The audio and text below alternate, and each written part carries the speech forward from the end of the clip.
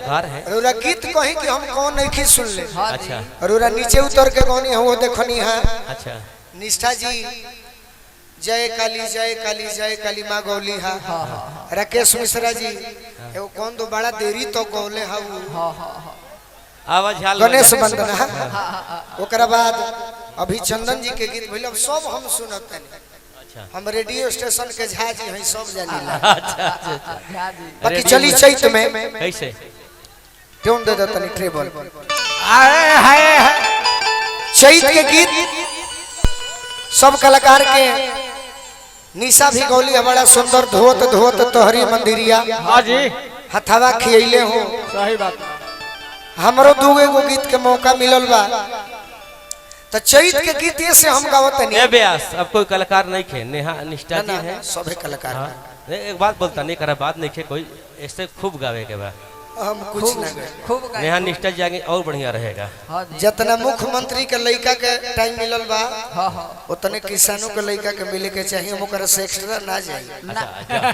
मत जा बढ़िया रही इसी के रही सही बात नियम के पालन कइल बड़ी बढ़िया काम है। अति सुंदर चैत के गीत ऐसे सुनावे के बाद छोटू भैया का है कि चैत के जब महीना बीत जाई तो अफसोस रह जाला। काथी के यही रे दादा काहे रे दादा ई गीतिया छोड़ दी हनी तो सवानव में गीतिया गाई तो निमन ना लगे। हाय हाय आ नचनिया लोग आइल बा बड़ी सुंदर कलाकार ए चैते में ई लोग के त पहचान बा कि कितना ई लोग के जानकारी बा नाच में दुआबा क्षेत्र में।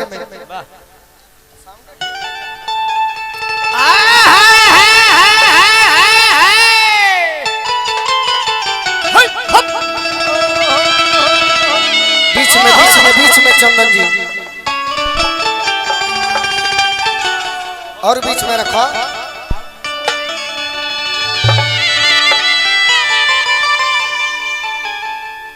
चैत के सजावल जाला कैसे राजन भैया कैसे किया बला भवानी मैया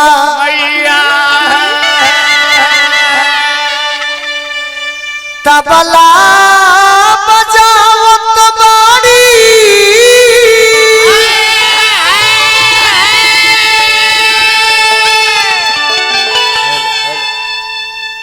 जोड़िया बजाओ समावीर रे चैता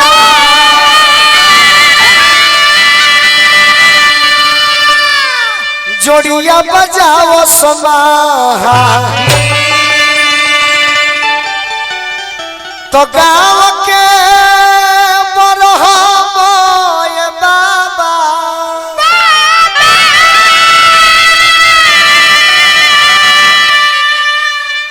ओ बसरमी खिचत बाड़े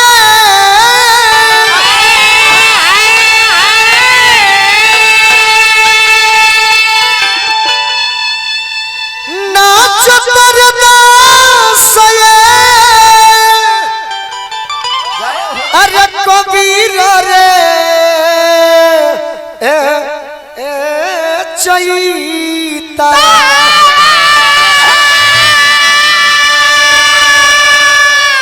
नचतर दास